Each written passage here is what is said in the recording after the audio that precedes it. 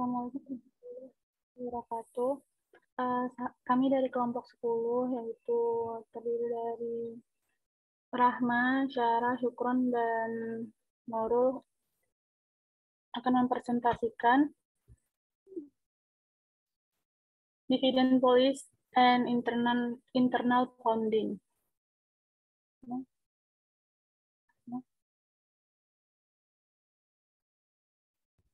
Perbandingan pembayaran dividen dan laba ditahan. Pembayaran dividen yaitu hasil yang dibayarkan oleh perusahaan kepada para pemegang saham dalam bentuk saham dan uang tunai.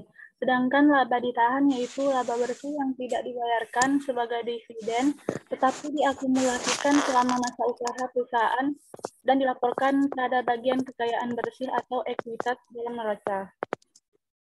Selanjutnya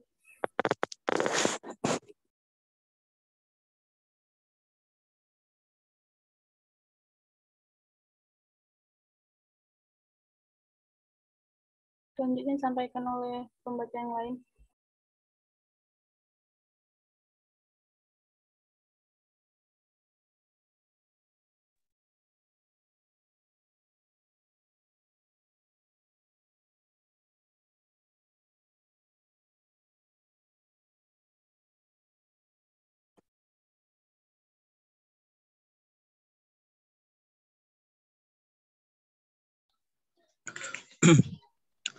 Kaitan dividen.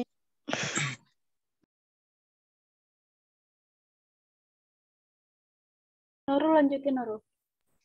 Oke, baik, kaitan dividen dan laba ditahan. Laba ditahan atau R/E memiliki keterkaitan yang kuat dengan dividen.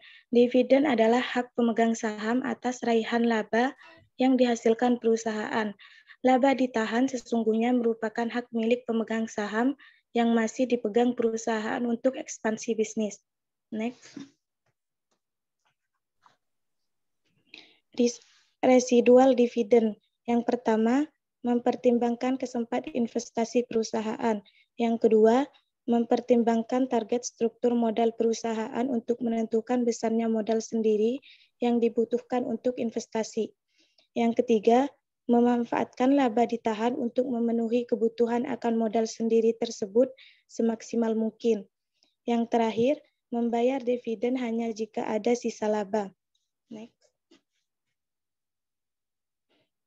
Prosedur pembayaran dividen. Rincian tanggal yang diperhatikan dalam pembayaran dividen adalah sebagai berikut. Yang pertama, tanggal pengumuman. Yang kedua, tanggal pencatatan. Yang ketiga, tanggal cum dividen. Yang keempat, tanggal ex dividen. Yang terakhir yaitu tanggal pembayaran. Next, dilanjut oleh Syukron. Dividen saham. Pengertian dividen saham seperti yang sudah disebutkan di atas, artinya pemegang saham diberikan saham tambahan oleh perusahaan secara gratis, sehingga jumlah saham yang dimiliki investor akan bertambah. Biasanya, perusahaan yang menebar dividen saham adalah karena tidak cukup memiliki uang tunai untuk bagi-bagi dividen tunai. Bisa juga untuk mempertahankan pasokan uang tunai yang ada untuk operasional maupun ekspansi bisnis. Next. Dividen saham adalah pembagian saham kepada pemegang saham sebagai pengganti dividen tunai. Keuntungan dividen saham bagi investor, yaitu tidak dikenakan pajak penghasilan (PPh) sampai saham yang diberikan dijual pemiliknya.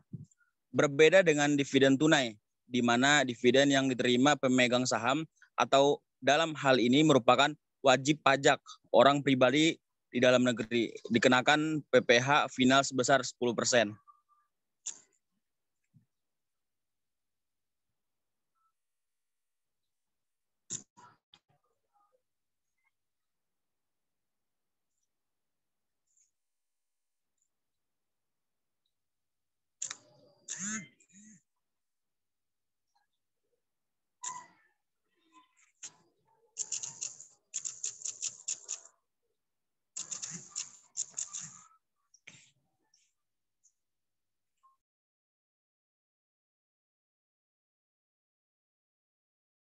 Selanjutnya contoh dividen yaitu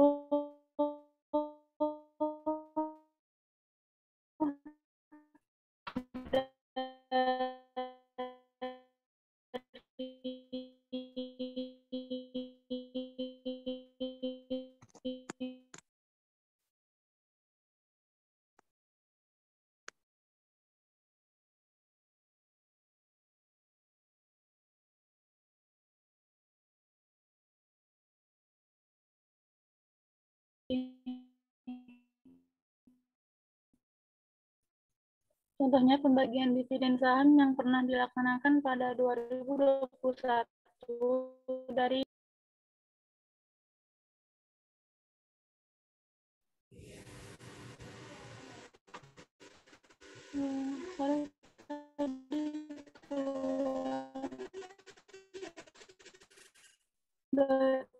sampai mana tadi? Harga penutupan saham yang berlaku yaitu 100 lembar saham CCSI bisa menerima 20 lembar saham tambahan.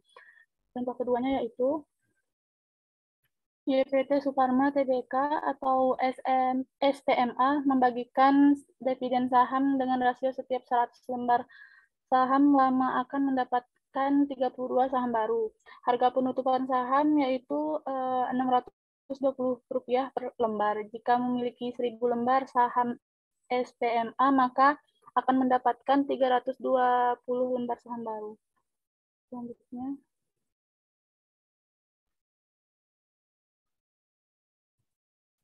cara menghitung dividen yaitu dividen saham, contohnya emiten ABCD membagikan dividen saham 5%, maka akan meningkatkan jumlah saham yang dimiliki pemegang saham sebesar 5%. Setiap kepemilikan 20 saham mendapat 1 saham tambahan. Jika kamu punya 1 juta saham ABCD, berarti akan menerima saham tambahan sebanyak 50.000 saham baru. Atau jika mengoleksi 100 saham, maka akan mendapatkan 5 saham baru. Sedangkan dividen per lembar sahamnya itu contohnya kamu memiliki 100 lot atau 10.000 lembar saham BCA. Di tahun berikutnya perusahaan memutuskan menebar dividen tunai senilai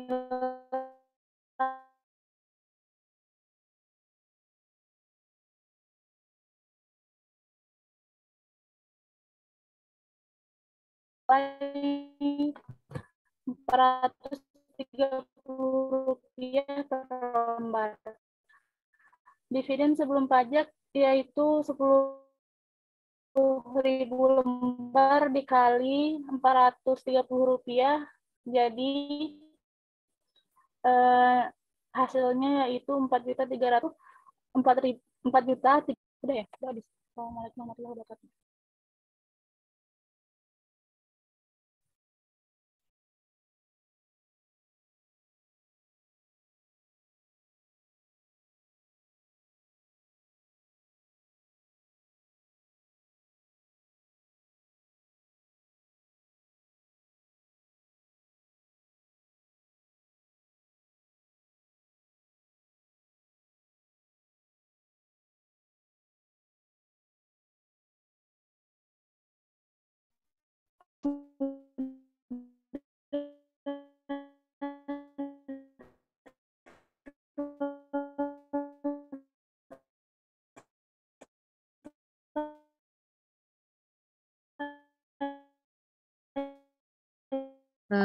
Maaf untuk yang presentasi,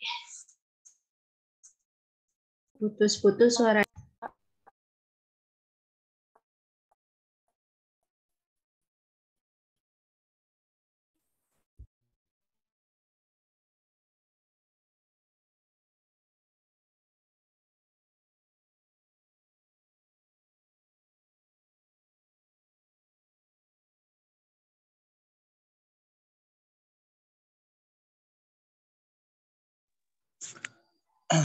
Baik, saya lanjut.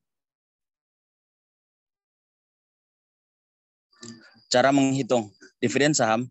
Contoh emiten ABCD membagi contoh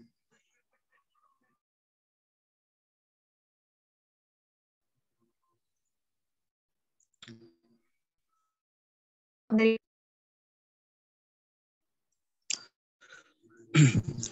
contoh dividen saham. Contoh pembagian dividen saham yang pernah dilaksanakan pada 2021 dari data KSEI, Custodian Central Efek Indonesia, yaitu PT Communication Cable System Indonesia Tbk CCSI mengumumkan rasio dividen saham bagi setiap 5 saham lama akan mendapat 1 saham baru.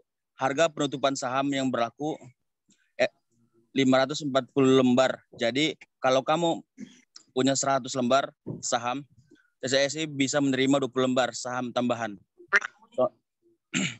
Contoh kedua, PT Suparma Tbk atau SPMA membagikan dividen saham dengan rasio setiap 100 saham lama akan mendapat 32 saham baru. Harga penutupan saham Rp 620 per lembar. Jika memiliki 1000 lembar, saham SPMA mendapat 320 saham baru. Next.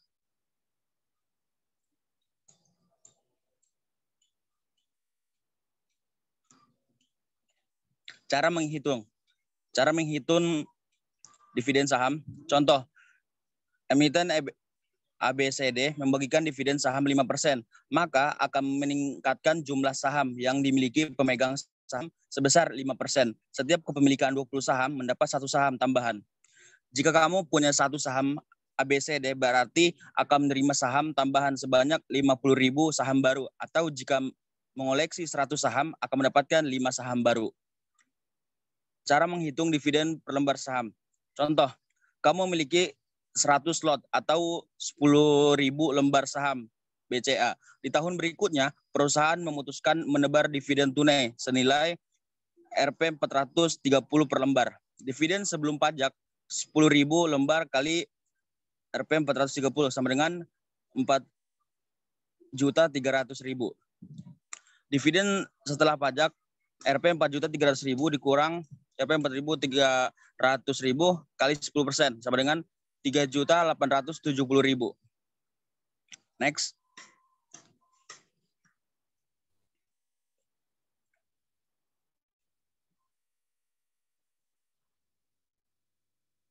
Halamannya udah habis. Oh, baik teman-teman, itu saya dari kelompok kami. Mohon maaf kalau ada kesalahan atau suara yang putus-putus karena sinyal. Mungkin dari teman-teman ada yang mau bertanya, dipersilakan.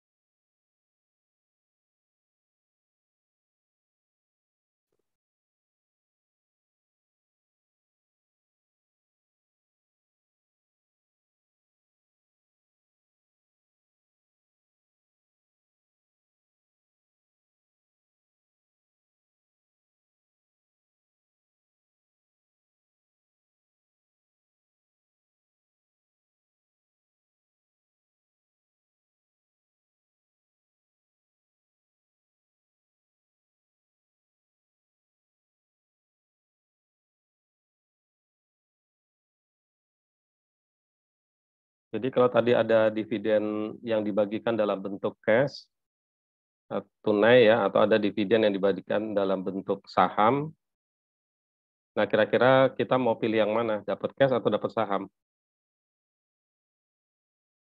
Silakan kelompok.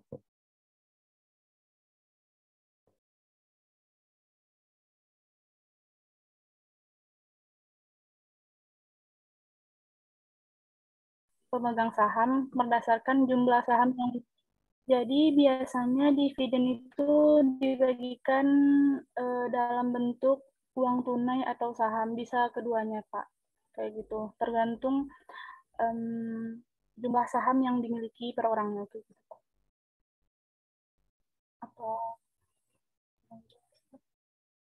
Jadi enakan tunai atau enakan dikasih saham?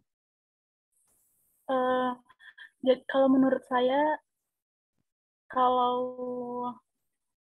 menurut saya itu lebih baik ke saham, Pak. Jadi hasilnya nanti bisa lebih banyak lagi. Kalau dia diambil hasil dari saham itu kan jadi cash. Jadi tidak masuk ke saham lagi, Pak. Kayak gitu. Jadi sahamnya tidak bertambah. Karena hasilnya sudah diambil. Gitu.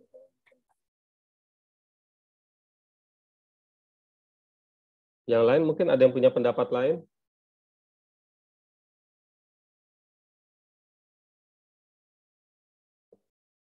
Kalau dividennya dibagikan dalam bentuk saham, kepemilikan di perusahaannya bertambah, tapi kita nggak dapat duit, gitu kan?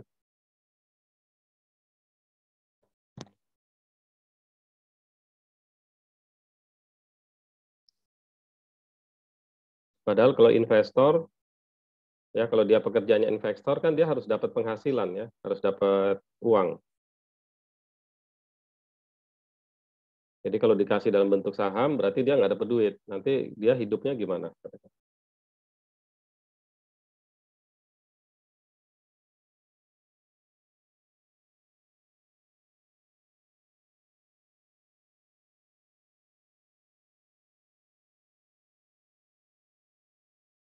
Silakan ya, yang lain kalau mau berpendapat.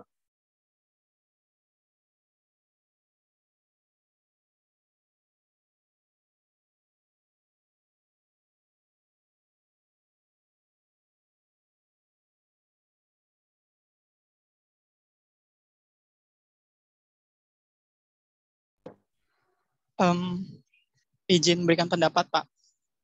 Ya. Ya, jadi mungkin kalau investor atau perusahaan yang membeli saham, kemudian ketika pembagian dividen, dia apakah ingin mengambil misalnya saham lagi gitu, menambah sahamnya, atau mengambil uang gitu dalam bentuk uang dividennya.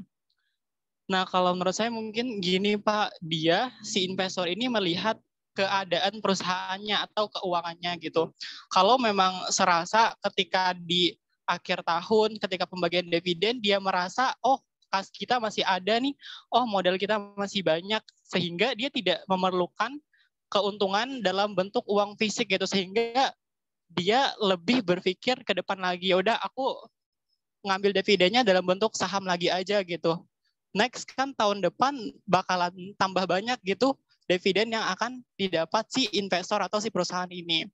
Nah kemudian kenapa misalkan dia ngambil uang, ya karena mungkin dia perusahaannya kurang uang atau dianya si investornya itu jadi kurang uang, makanya dia ngambil dividennya dalam bentuk uang. Jadi karena mungkin gini kan Pak, misalkan kalau dia ngambil dalam bentuk saham, artinya sahamnya nambah banyak dan keuntungan di kemudian hari yang akan dia dapat juga lebih banyak gitu. Mungkin pertimbangannya seperti itu. Terima kasih.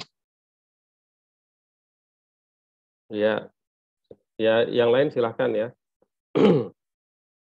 Tapi kalau misalnya kita sebagai tadi saya ngasih ini notes ya, kita nggak ngambil cash, kita sebagai investor nggak ngambil cash karena kita kasihan dengan bukan kasihan ya tadi, kita kalau ngeliat ini mungkin perusahaannya nggak punya uang gitu ya, jadi kita nggak minta cash deh gitu. Nah itu kira-kira yang mempertimbangkan punya uang dan nggak punya uang itu kita sebagai investor atau perusahaan? Ya perusahaan yang menentukan punya uang atau tidak punya uang. Karena kalau kita sebagai investor nih misalnya saya investor punya saham di perusahaan yang go public, gitu ya. Nah itu kan yang tahu jeroannya perusahaan itu kan manajemen perusahaan, bukan saya sebagai investor. Gitu. Nah kalau saya sebagai investor, ya pengennya saya punya income dari investasi yang saya tanamkan, gitu. Gitu ya, misalnya seperti itu, gitu. Jadi mungkin pertimbangan membayar cash atau tidak cash-nya itu bukan dari keputusannya investor, tetapi dari keputusannya manajemen. Ya, dia mau membayarkan dalam bentuk cash atau dia mau membayarkan dalam bentuk saham. Nah, tinggal kita bagaimana nih kita sebagai investor, gitu. Itu ya, nggak apa-apa. Silakan kalau mau diinikan lagi. Oh, dia Pak, izin berikan pendapat lagi Pak, boleh? Ya, silakan. Oh iya, berarti kalau konteksnya tadi seperti yang Bapak sampaikan, berarti kan kalau kita mengetahui misalkan perusahaan itu tentu dia akan mengevaluasi keuangannya pun juga ketika di akhir nih dia bakalan tahu perusahaannya itu apakah mengalami keuntungan atau dapat laba atau kerugian, defisit gitu kan. Nah, kemudian ketika dia mungkin istilahnya labanya nggak banyak, dia akan sampaikan ke para investor kalau laba atau dividen yang akan dibagikan sekian juta, tetapi juga hanya misalkan 5% atau dibaginya hanya dalam bentuk saham lagi gitu, karena pertimbangannya untuk menambah modal perusahaan ke depan. Takutnya kalau dividennya dibagi dalam bentuk kas akan karena perusahaan lagi sulit keuangan. Nah, mungkin kalau dari segi investornya ya mungkin ada yang nerima, ada yang enggak. Mungkin yang enggak nerima dia bisa jual sahamnya ke orang lain gitu Pak. Atau kalau dia ya udahlah nggak apa-apa misalkan tahun ini dapat dividennya dalam bentuk saham aja gitu. Semoga tahun depan kayak dapat dalam bentuk cash gitu Pak. Terima kasih.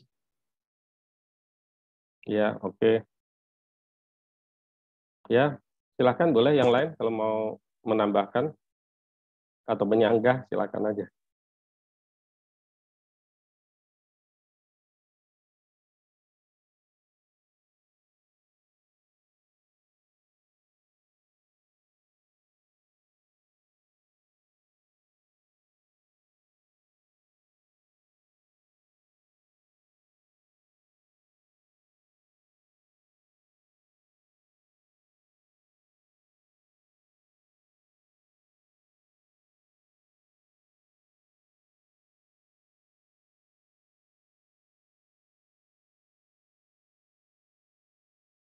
Ada lagi mungkin dari kelompoknya?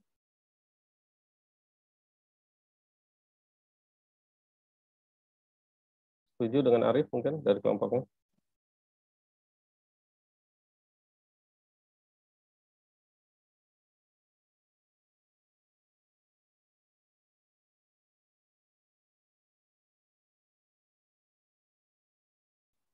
Kalau nggak ada, saya tambahkan dulu ya.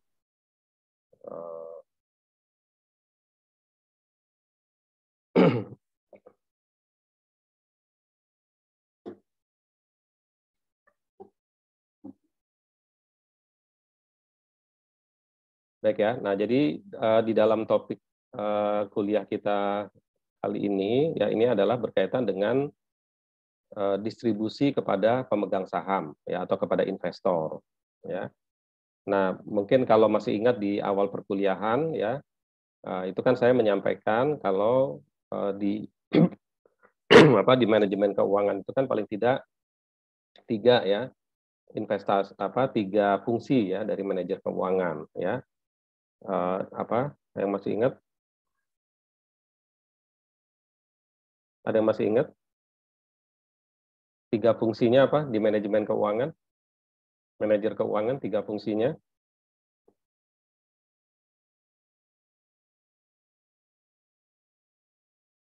Lupa. Ya, pekerjaannya manajer keuangan apa? Pekerjaannya manajer keuangan? Perencanaan, planning, budgeting, controlling. Yang itu bukan? Itu manajemen. Ini spesifik di finance ya, di keuangan.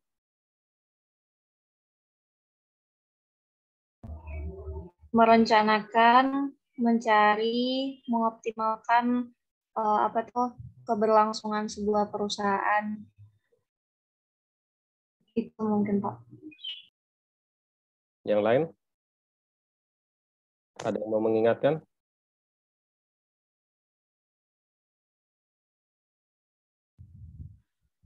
Masuk di dunia uang dan pasar modal, terus investasi, terus mengelola keuangan di perusahaan. 3 aja, 3.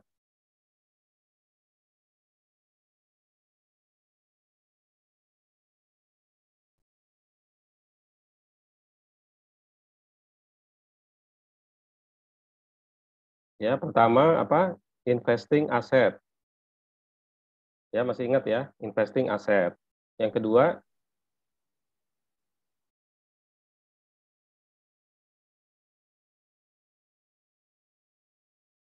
apa yang kedua? Ya, yang kedua financing. Ya, baru yang ketiga adalah ini, distribusi kepada investor atau pemegang saham. Itu ya. Jadi ingat ya, yang pertama investing aset. Ya, kalau kita membaca neraca, berarti dia adalah di sisi debit atau aset. Ya, baik itu current asset maupun fixed asset. Nah, itu adalah investing asset. Itu disitulah tugasnya manajemen keuangan atau manajer keuangan, kasnya mau berapa banyak, persediaannya mau berapa banyak, piutangnya mau berapa banyak, mau beli aset, fixed asset apa saja, gitu ya. Ya kan, beli fixed asset, kemarin kita belajar capital budgeting. Ya, mau berapa persediaan dan piutang misalnya nanti kita belajar di kelompok yang 11 ya. Ya, kemudian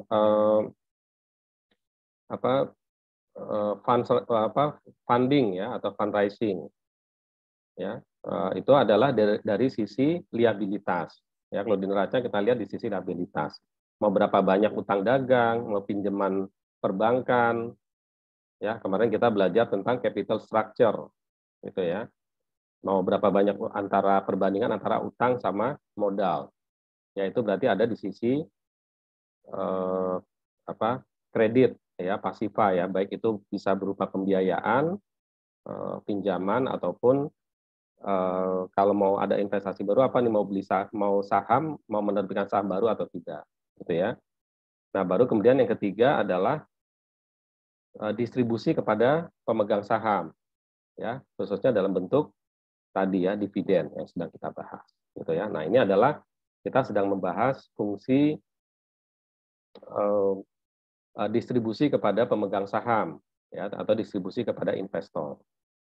Nah, karena itu di dalam distribusi ini gitu ya, ya kita harus ini ada beberapa teori ya, teori yang terkait ya, ada teori investor preference ya, artinya teori tentang pilihan investor ya. Kalau tadi kita bicara tentang ini saham mau terima cash atau mau terima saham, maaf dividen, mau terima dalam bentuk cash atau mau terima dalam bentuk saham. Nah, tentu ini berkaitan dengan investor preference. Ya, pilihan investor, Anda jenis investor yang mana gitu. Itu ya, apakah Anda punya uang banyak ya kan, atau Anda mengharapkan income dari dividen. Tentu dia akan pilih untuk terima dividen cash gitu ya. Kemudian ada signaling effect ya, efek signal ya, ada sinyal gitu ya, efek dari sinyal. Misalnya ini kira-kira ngelihat kondisi perusahaan misalnya gitu ya. Ini kelihatannya tahun depan bakal labanya tinggi nih gitu ya. Nah, itu kan investor itu kan kaitannya dengan apa? Dengan harapan ya, dengan ekspektasi. Misalnya saya membeli saham perusahaan X di bursa. Ya, ini kaitannya dengan apa? Karena saya punya ekspektasi. Apa ekspektasinya? Apa ekspektasinya investor apa kira-kira? Harapan saya sebagai investor atau harapan Anda sebagai investor? Dapat keuntungan. Apa bentuk keuntungannya apa? Dividen. Dapat di dividen. Investor kan dapatnya dividen ya. Nah, investor itu dapatnya dividen. Kalau nggak ada dividen, dapatnya apa? Ternyata dia nggak bagi dividen. Tadi siapa yang ngomong kan? Jawab, wah kalau nggak dapat dividen ya udahlah, mudah-mudahan tahun depan tahun depan dia bagi dividen, mudah-mudahan gitu ya. Nah, itu kan ekspektasi. Ya, mudah-mudahannya harus ada hitung-hitungannya, harus ada sinyalnya. Ini perusahaannya makin moncer atau makin down gitu kan. Gitu. Apa kalau saya nggak bisa dapat dividen dalam bentuk tunai? Misalnya seperti tadi saya bilang apa? Lah, kan yang urusan perusahaan punya uang nggak punya uang itu bukan urusan saya gitu kan. Saya investor pengennya dapat keuntungan. Lah kalau dia nggak bagi kalau dia tidak membagikan dividen cash, berarti sahamnya tadi bilangnya apa? Ya udah deh saya jual aja. Gitu ya. Nah, kalau dijual ekspektasi kita dapat apa kalau dijual? Dapat duit cash. Dapat duit cash. Ya dapat duit cash. Kemarin saya beli 1 juta, saya jual 500.000. Saya dapat duit cash 500.000. Begitu nggak? Maunya saya kalau kemarin saya beli 1 juta, ketika saya jual, saya dapatnya berapa? Kemarin saya beli 1 juta. Sekarang mau saya jual nih saham karena nggak ngasih cash dividen. Nah, harapan saya ketika saya jual harganya berapa? Lebih tinggi. Lebih tinggi dari 1 juta. Dari 1 juta. Nah, itu namanya capital gain. Gitu ya. Jadi ekspektasinya investor itu dividen atau capital gain. Itu ya, itu adalah ekspektasi ya. Kalau dia semata-mata mendapatkan penghasilannya. Beda kalau misalnya ada yang penguasaan gitu ya, itu berarti tujuannya berbeda gitu ya. Tapi ini kita bicara yang umum. Oke ya. Nah, jadi itu ekspektasinya nih kaitannya dengan investor ya. Kemudian ada residual model, ada dividen reinvestment plan gitu ya, diinvestasikan kembali dan sebagainya. Ini nanti ada juga stock dividen dan stock split. Ya, kemudian ada stock repurchase ya. Nanti kita bisa lihat. Ya, dividen policy ya. Kebijakan dividen ini keputusan untuk membayar dividen ya dengan menahan dividen dan reinvesting. Ya, jadi maksudnya tadi ya ditahan dalam bentuk retained earning (RE) ya. Ya, jadi kalau di neraca berarti di bawahnya di ekuitas ya, di bawahnya modal saham. Ya, itu ada akumulasi dari keuntungan, itu namanya retained earning. Nah, itu makanya ini di sini apakah mau dibagikan dalam bentuk dividen cash atau ditahan retain gitu ya, ataukah ditahan dan reinvesting ini berarti kan kalau dananya ditahan kan akan dipergunakan untuk operasional perusahaan gitu ya. Nah, ini adalah kebijakannya manajer keuangan, bukan kebijakannya si investor. Nah, investor menilai, ini kalau perusahaan ini kebijakan ini saya nggak mau beli di sana gitu ya. Atau kalau perusahaan, ya udah nih saya setuju, saya akan beli karena dia kebijakan dividennya bagus, dia bagiin dividen gitu ya, misalnya seperti itu ya. Nah, ini adalah dividen policy, ini adalah tugasnya manajer keuangan ya. Jadi apa yang dicakup di dalam kebijakan dividen ya, apakah akan membayar dividen yang tinggi atau rendah gitu ya. Jadi kita mau bayar, misalnya kita punya keuntungan 1 miliar, ini mau dibagikan berapa? Mau dibagikan semua gitu ya, atau mau dibagikan 20%, yang 80% yang untuk bla bla bla, untuk apa gitu ya, atau bagaimana gitu. Kemudian kalau sekarang kita bagi 100%, bagaimana dengan tahun depan gitu ya. Nah, ini apakah akan membagikan dividen secara stabil dan atau irregular. Jadi misalnya sekarang ngasih 100.000 ya, tahun depan ngasih 1 juta gitu, tahun depannya lagi ngasih 10 juta. Ini kan irregular, tidak stabil. Tapi kalau stabil itu dia memberikan jumlah yang relatif sama di setiap tahun gitu ya. Nah, bagi kita investor seperti apa nih gitu ya, kita melihatnya, kita lihat perusahaan, misalnya nih kita mau beli sahamnya PTX yang go public, dia setiap tahun membagikan dividen. Nah, gitu ya. Ini kan analisis dari investor. Ya, kita suka yang mana gitu ya, investor ini. Nah, secara umum apa yang disukai oleh investor? Ya, biasanya investor suka yang 5 tahun ke belakang, oh dia ngasih dividen terus, gitu ya. Nah, artinya apa? Kecenderungannya untuk diberikan secara stabil. Ya kan? How frequent to pay dividend? Ya, seberapa sering memberikan dividen? Kan dividen bebas ya, bisa setiap bulan juga. Kalau bisa nggak apa-apa. Ya, tidak mesti setahun sekali. Gitu ya, dividen.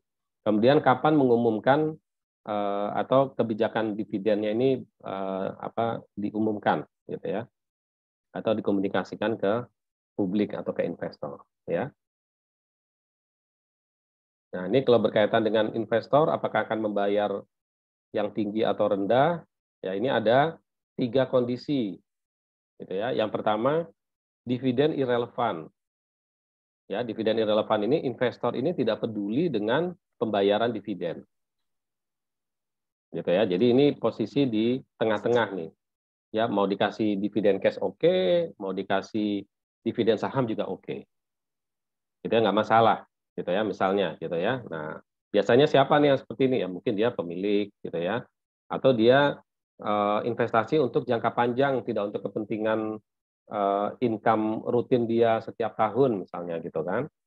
Nah, dia ini aja, dia jaga-jaga aja, gitu ya, misalnya ya, kebutuhan untuk berjaga-jaga, misalnya ya. Nah, ini kan model investor. Ya, dia tidak peduli dengan cash ataupun dividen saham. Kemudian ada yang investor ini sifatnya bird in the hand. Ya. Investor menginginkan pembayaran dividen yang tinggi. Ya, bird in the hand itu apa? Istilah ini pepatahnya barat ya. Saya ingin pegang sekarang gitu ya, maksudnya gitu. Kita burung ya, mungkin saya pengen dapatnya sekarang. Kalau tahun depan saya udah nggak penting lagi. Nah, itu yang mungkin kalau sekarang nggak dikasih, ya udah saya jual aja sahamnya. Gitu ya. Jadi dia sangat mengharapkan adanya pembayaran dividen yang cash yang tinggi. Gitu ya. Kemudian ada yang tax preference ya, investor memilih rendah ya, karena nanti akan ada pajaknya. Gitu ya. Jadi kalau misalnya kita kasus pajak di Indonesia aja gitu ya. Kalau dikasihkan dividen cash, yaitu atau diberikan dividen itu pembayaran pajaknya 10% ya untuk personal ya, untuk orang pribadi. Tapi kalau misalnya dia menjual sahamnya di bursa, sahamnya dijual di bursa misalnya gitu ya, itu kan dikenakan pajaknya final hanya berapa 0,1% gitu ya. Jadi kecil ya tingkatnya dari total transaksi ya, tapi ya dari total transaksinya. Jadi misalnya itu masalah pilihan pajak, gitu ya. Mana penghasilan yang bisa kita peroleh itu yang tapi itu atas nominal sahamnya ya, gitu ya, atas nominal sahamnya. Nah, atau kalau misalnya ditanam di dalam bentuk tetap ditanamkan di perusahaan ya, terakumulasi ya, mungkin nanti dia akan mendapatkan keuntungan apa dari sana ya, mungkin dia mendapatkan keuntungan yang lain ya, daripada saya terima cash nanti dibayar pajak gitu ya. Nah, ini ada beberapa kebijakan gitu ya. Nah, ini ya, jadi kalau misalnya ditahan, kalau dia butuh cash dia bisa menjual sahamnya, kalau tidak ya dia tahan dulu. Ya. Ya, ini penjelasannya ya, kira ya. Nah, ini pajak tax preference theory ya, berkaitan dengan pajak-pajak yang tercakup, bagaimana supaya kita membayar pajaknya efisien ya, atau lebih rendah ya, rendah lah gitu, cari yang pembayaran yang beban pajaknya rendah. Nah, ini ya, jadi kalau misalnya irrelevant teori ya, dia di tengah-tengah gitu ya, di tengah-tengah. Kemudian bird in the hand teori ya, dia mengharapkan yang tinggi payout-nya. Kalau tax preference dia mengharapkan payout-nya yang rendah. Oke ya, jadi itu berkaitan dengan preferensi dari investor. Nah, sehingga nanti kita membaca kira-kira diinginkan oleh investor terkait dengan bisnisnya. Oke, kemudian yang terakhir saya yang ini aja ya.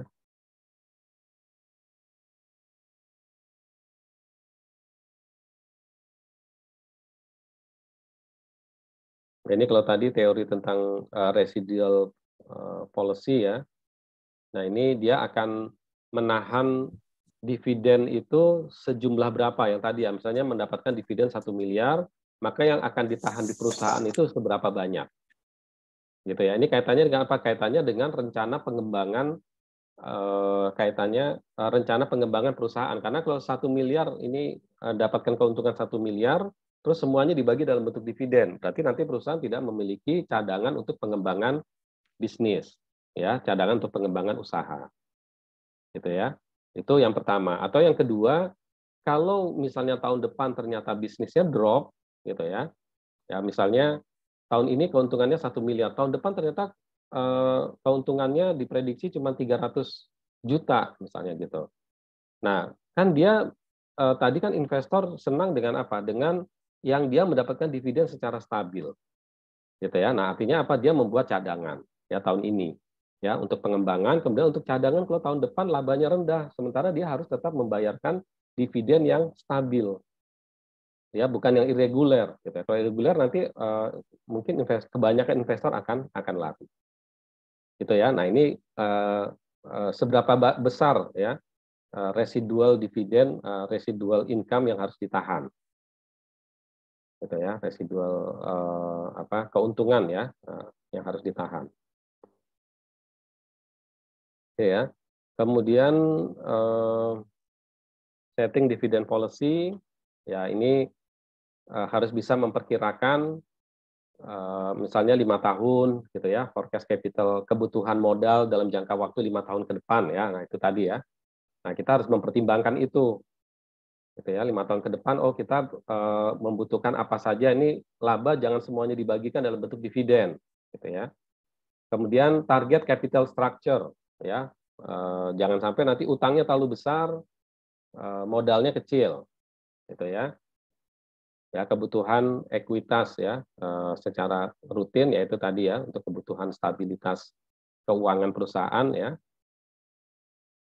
Oke. Kemudian satu testing dulu ya.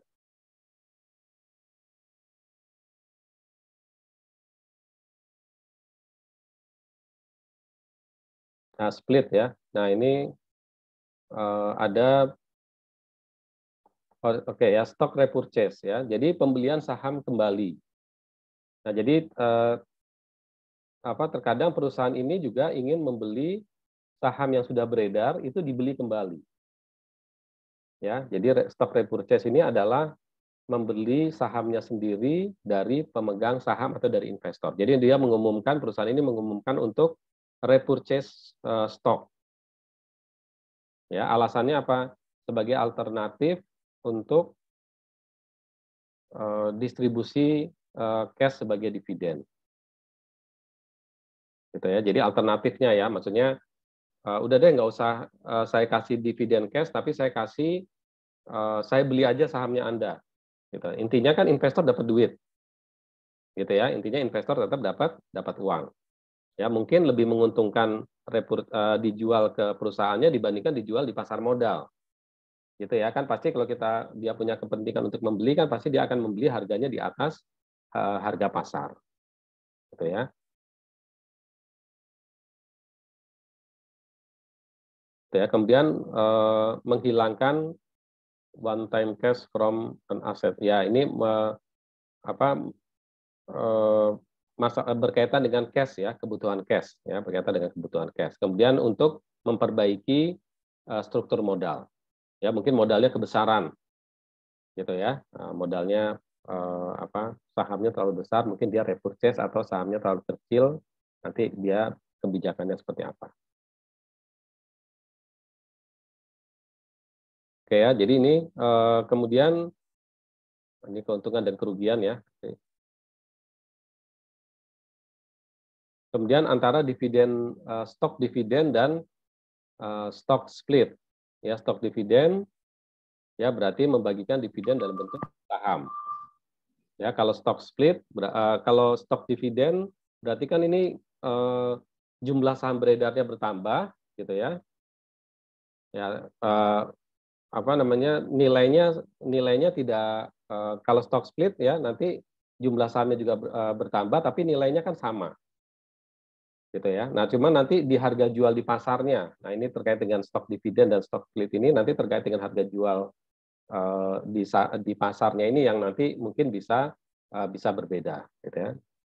Jadi kalau misalnya perusahaan menerbitkan saham baru, ya dibandingkan untuk membayar cash dividen, ya.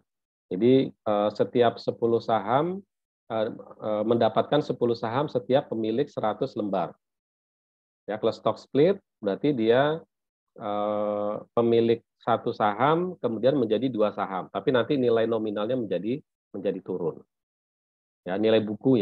Tapi nanti nilai pasar bisa jadi dia akan meningkat. Kenapa? Karena pergerakan sahamnya bisa jadi akan lebih mobile, ya. Ya, jadi kalau misalnya satu lembar saham nilainya 10.000, ya, atau 100.000, ini kan yang membeli kan sedikit orang. Tapi kalau misalnya di stock split menjadi 10.000 nominalnya, maka orang yang punya uang 10.000 bisa beli. Tapi kalau orang yang uang punya 10.000, harga sahamnya 100.000, kemahalan, saya nggak mau. Nah, ini kan bisa meningkatkan karena demand-nya banyak, gitu ya, kan harganya bisa meningkat. Gitu ya. Jadi ini salah satu strategi-strategi di dalam meningkatkan nilai perusahaan. Oke ya, itu berkaitan dengan saham. Nah, kenapa ini ada stock dividen, ada stock split, ya kaitannya itu tadi ya. Ekspektasinya si investor ini apa sih? Dapat cash atau dapat capital gain. Gitu ya. Jadi kalau dia tidak bisa mendapatkan cash dividen, maka dia akan mendapatkan keuntungan dari capital gain. Nah, inilah dengan skema-skema repurchasing, stock dividen, dan stock split. Itu juga salah satu untuk memberikan kenyamanan bagi investor mendapatkan capital gain. Oke, sampai sini ada pertanyaan?